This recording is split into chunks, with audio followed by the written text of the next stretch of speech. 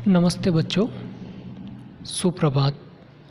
मैं मेवाड़ा मनोज दीपदर्शन विद्या संकुल से संस्कृत विषयाध्यापक। आज हम पढ़ेंगे संस्कृत संकल्पम प्रवेशिका पाठ 9 नवमः पाठः व्यर्थः मूर्खोपदेशः। पाठ का नाम है व्यर्थः मूर्खोपदेशः।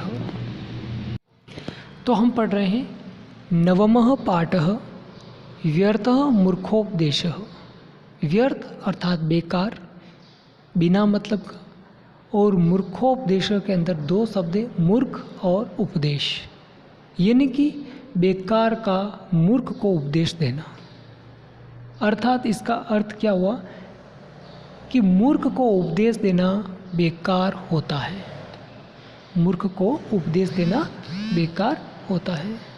तो अब हम हमारी इस कहानी की ओर बढ़ेंगे। यह एक कहानी है। तो इस कहानी के हम और बढ़ने से पहले हम इस पाठ के शब्दार्थों का अध्ययन करेंगे। तो अब हम हमारा पाठ नवमः पाठ व्यर्थ मूर्खोपदेश के शब्दार्थों की ओर बढ़ रहे हैं। और हमारा पहला शब्द है उद्याने, अर्थात बगीचे में, इन द गार्डन। अगला शब्द है अस्ति, अर्थात है, इसमें अस धातु है और अस्ति का अर्थ होता है। तस्य वृक्षस्य, अर्थात उस वृक्ष के ऑफ दैट ट्री।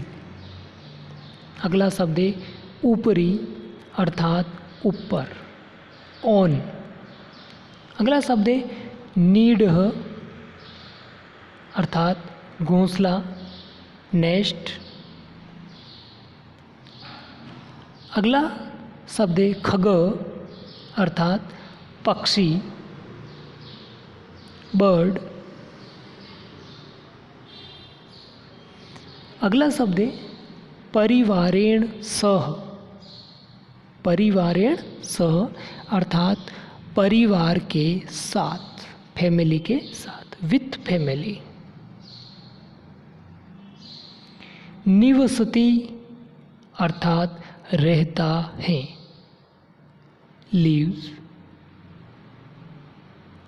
अगला शब्द है तदा, अर्थात तभी।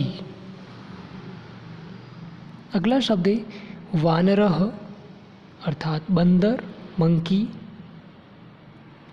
तत्र, अर्थात वहाँ, देर। आगच्छति, आता है, कम्स। अगला शब्द है शीतेन, अर्थात ठंड से, विथ कोल्ड। अगला शब्द है पश्यति, अर्थात देखता है, सीज। अगला शब्द है कथयति, कहता है, स्पीक्स। अगला शब्द है तौ, अर्थात तुम्हारा, योर्स। अगला शब्द है सुदृढ़म, अर्थात मजबूत, स्ट्रॉन्ग। अगला शब्द है किमर्थम, किस लिए, फॉर व्हाट। अगला शब्द है शृणोति, अर्थात सुनता है, हियर्स। अगला शब्द है कुपितः, अर्थात क्रोधित, एंग्री। अगला शब्द है आरोहति, अर्थात चढ़ता है, क्लाइम्स। अगला शब्द है खंडसः, अर्थात टुकड़े टुकड़े, पीसेस। अगला शब्द है व्यर्थः, अर्थात व्यर्थ या बेकार, यूजलेस। अगला शब्द है मूर्खोपदेशः, अर्थात मूर्खों को उपदेश देना। तो इस प्रकार से ये हमारे हुए शब्दार्थ। और अब हम हमारी कहानी की ओर बढ़ रहे हैं, तो सभी ध्यानपूर्वक सुने और समझें। अब हम हमारी कहानी की ओर बढ़ रहे हैं। उद्याने एकः आम्रवृक्षः अस्ति, बगीचे में एक आम का पेड़ है। तस्य वृक्षस्य उपरि एकः नीडः अस्ति, उस पेड़ के ऊपर एक नीड अर्थात घोंसला है।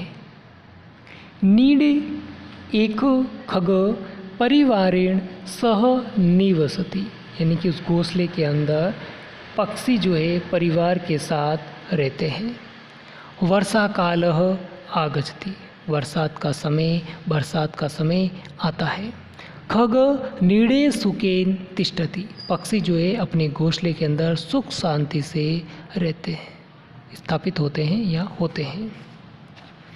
तदा एकः वानरः तत्र आगच्छति, तब एक बंदर वहाँ आता है। शीतेन स दुखी अस्ति, ठंड से वह दुखी होता है। खग वानरम पश्यति, पक्षी जो है बंदर को देखते हैं। कथयति, और कहते हैं। च मित्रम, और कहते हैं ए मित्र, तव शरीरम सुदृढ़म अस्ति, तुम्हारा शरीर कठोर मजबूत है। सुदृढ़म अर्थात मजबूत है, शक्तिशाली है। त्वं गृहस्य निर्माणम किमर्थम न करोसि, तुम अपने घर का निर्माण क्यों नहीं करते हो। प्रश्न पूछते हैं पक्षी किसको, बंदर को। तो बंदर किमर्थम शीत पीड़ाम अनुभवसि, पक्षी बंदर को क्या कहते हैं कि तुम अपने घर का निर्माण क्यों नहीं करते हो, अपना घर क्यों नहीं बना लेते हो, और अब जो है आपको इस ठंड का अनुभव कैसा हो रहा है, आपको ठंड का अनुभव कैसा होता है या कैसा हो रहा है। अब देखिए यहाँ पर एक चित्र दिखाई दे रहा है आपको। इस चित्र में एक पेड़ है, एक बंदर है और पक्षी घोंसले में बैठे हैं, और पक्षी घोंसले में शांति से रह रहे हैं, और बंदर बारिश में भीग रहा है और ठंड लग रही है बंदर को। और ठंड में अब पक्षी और बंदर की आपस में बातचीत हो रही है।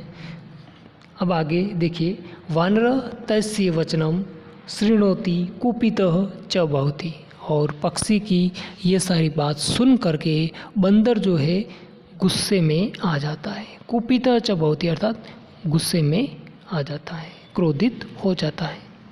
सह वृक्षम आरोहति, वह पेड़ के ऊपर चढ़ता है। आरोहति अर्थात ऊपर चढ़ता है। तस्य नीडम खंडसह करोति, वह उस घोंसले को अलग अलग कर देता है, तोड़ देता है, बिखेर देता है। सत्यम एव उक्तम अस्ति, इसलिए सत्य ही कहा गया है। व्यर्थः मूर्खोपदेश भवति, अर्थात सही ही कहा गया है कि मूर्खों को उपदेश देना बेकार है, गलत है। इस प्रकार से हमारी यह कहानी यहाँ पर समाप्त होती है, और अब हम इस कहानी के एक्सरसाइज अभ्यास कार्य की ओर बढ़ेंगे। पहला प्रश्न है आपका MCQ वाला, उद्याने एक क अस्ति, उद्यान में एक क्या है, तो आंसर क्या है, आम्र वृक्ष, अर्थात आम्र वृक्ष, आम का पौधा। अगला प्रश्न है, नीड एक खग केन स निवसति, घोंसले में एक पक्षी किसके साथ रहता है, तो आंसर क्या होगा, परिवारेण, परिवार के साथ रहता था। अगला क्वेश्चन है, खगः कुत्र सुखेन तिष्ठति, पक्षी किसके साथ सुख से रहता है, तो किस में रहता है, नीड़े अर्थात घोंसले में। अगला क्वेश्चन है, कह तत्र आगच्छति, वहाँ कौन आता है, कौन आता है, एकः वानर, एक बंदर आता है।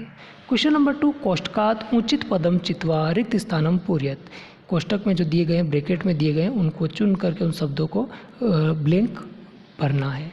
तस्य वृक्षस्य एक नीड अस्ति, क्या था उस पेड़ के ऊपर, ऊपरी, अर्थात तस्य वृक्षस्य ऊपरी एक नीड अस्ति।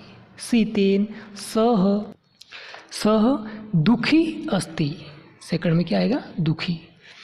तीसरा है, तव शरीरम सुदृढ़म अस्ति, सुदृढ़ शब्द आएगा। चौथा क्वेश्चन है, वानर तस्य नीडम खंडसः करोति, टुकड़े टुकड़े कर देता, बिखेर देता है। Question number